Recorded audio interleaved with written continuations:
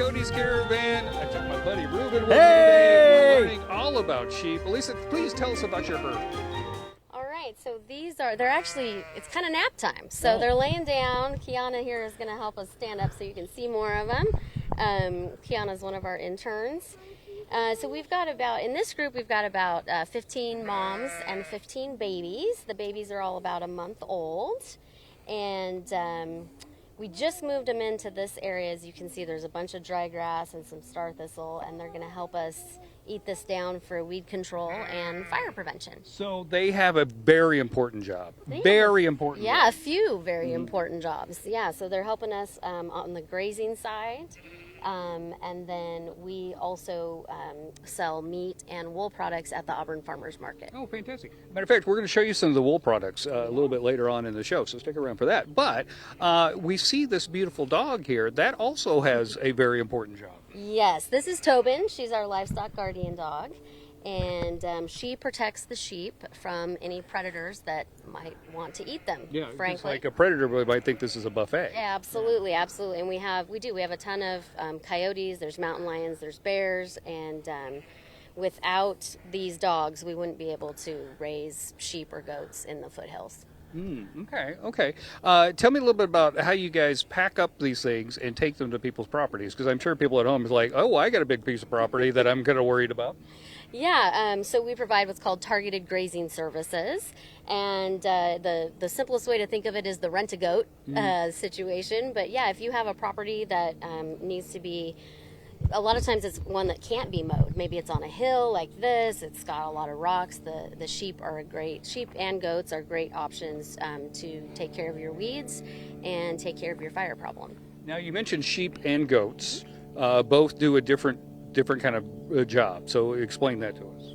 Yeah, so in general, sheep are more of grazers, which means they eat with their heads down, and goats are more of browsers, which means they eat with their heads up. So, and all of the jokes about goats, they do eat a fair number of things. They'll limb up your trees and eat more of the brushy type stuff.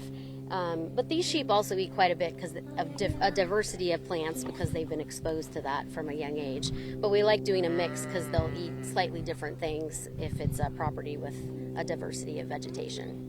Ruben, would you say that you're more of a grazer, or are you? I'm a grazer all the way. And by the way, I'm just having a good old time. You having a good old time? Yeah. Hanging out with our cowgirls real quick. What's your name? Miranda Smith. Okay, and what's your name? Katie. Okay. Eleanor. All right. Awesome. Lily. And who are these guys? Norma and Wonder. Wonder. Well, thank you guys for coming on out. And who are you guys with? We're with Miners Ravine 4-H here in Placer County. All right. Well, good stuff. And keep on raising the sheep. And my big question is this. Can we use a sheep to scare off some snakes? He's not a big skate. You're kind of joking, but actually having hooved livestock in the vicinity tends to make snakes go the other way. All right. Good stuff. I'm hanging with you then. All right. Fantastic. Okay, so we're going to learn about fiber next. What it looks like when you give them a little haircut, and then how the end process looks. So that's coming up. By the way, if you're watching this right now and you're saying, "Hey, Cody, why don't you come out and visit me sometime?" Yeah. If you live in the Auburn area or all over Northern California, I travel. Good day at KMAXTV.com. Back to you. I mean, you got a Caravan. You may as well use it. Cody, Exactly. I I'll analyzed even bring Ruben with me if you. Cody! Cody, I analyzed my own eating style and discovered that I'm definitely a grazer. The head stays down the whole time. And just comes up at the end. That's accurate. Yeah. That is accurate. I think we're all grazers on a good day. You know what I'm saying? Thank you, Cody and Ruben. And welcome back, Cody's Caravan. We're in Auburn today. Millertown Sheep Farm is where we are today. But we want to talk a little bit about the other job that sheep have. This is very important, very important. Yeah, so sheep have a nice wool coat. We shear them every year around May because that's obviously when the weather's getting hot. When it's 105 out here, you don't want a big wool coat on.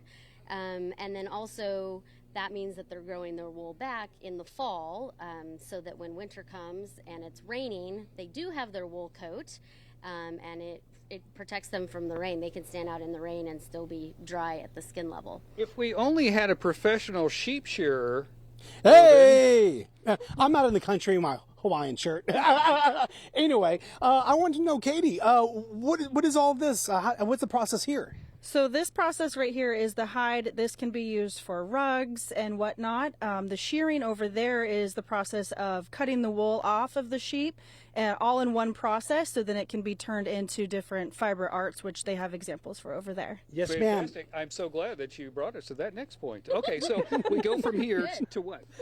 Right, so this is a raw, we call it a raw fleece. This is right after the sheep got its haircut. Okay. So, and this, I mean, this weighs 6-7 pounds, but it's still got all the dirt and grass and that kind of stuff. So we send it to a wool mill to be cleaned and get us headed to the yarn direction. So then it comes back like this. This is roving. Oh, wow. So it's cleaned and it's in a handy form to be able to spin into yarn.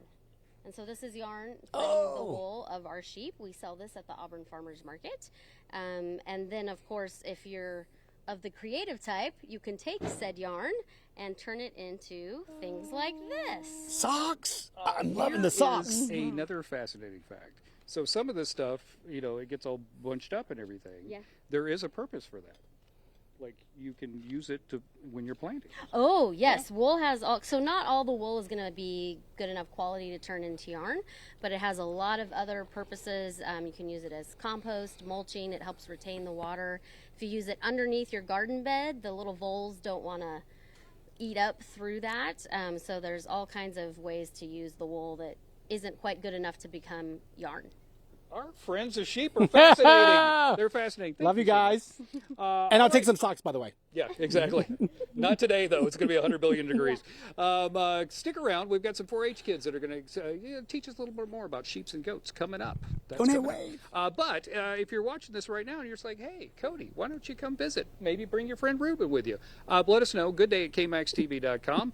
We'll spend a morning with you. I like to learn stuff. And bonus points, if you have a piece of machinery that is really old that you still use in your business, let me know. goodday@kmaxtv.com. Good one. Okay. Thanks, Cody. A group of sheep are offering their grazing services and, might I add, looking adorable while doing it. Cody Stark and Ruben Galvan went to Auburn this morning to meet those animals. Take a look.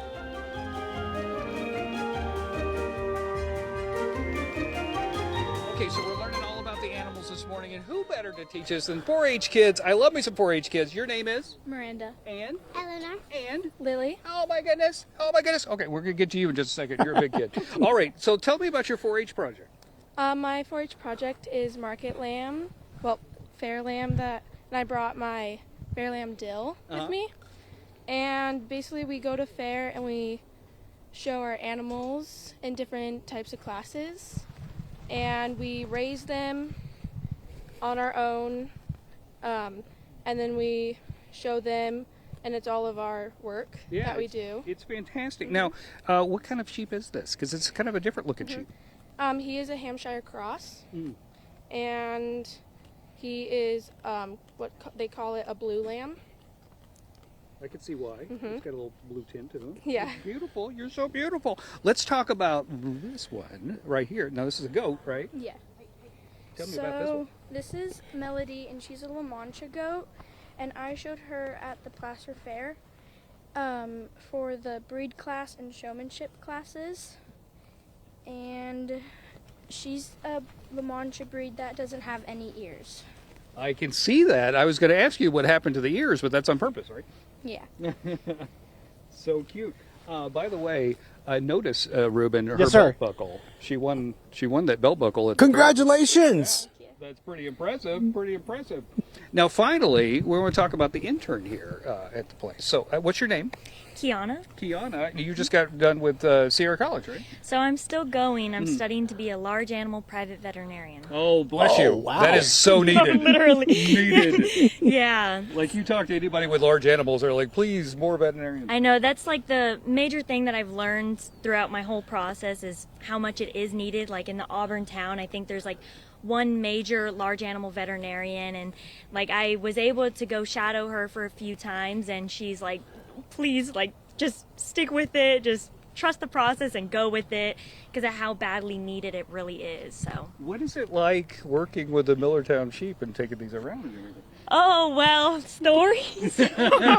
No, it's so amazing. I've been working with Elisa now for, I want to say like a year now, something like that. And it's been such a great process I've learned so much. I work with her maybe like once or I like a few times a week sometimes, and it's such a great process. Start early in the morning and we'll leave pitch black and everything in the middle of a field.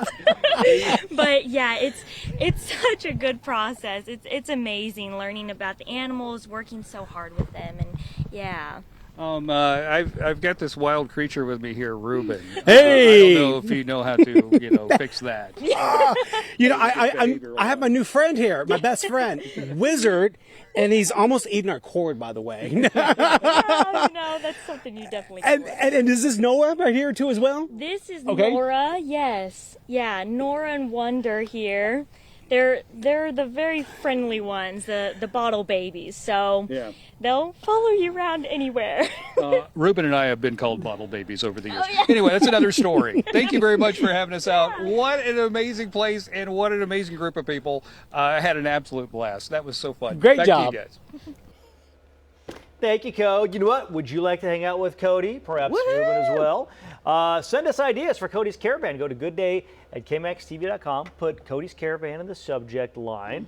And you may be visited by the Cody of Christmas past, Cody of Christmas future. And Cody of Christmas present. Yeah, Indeed. Yeah.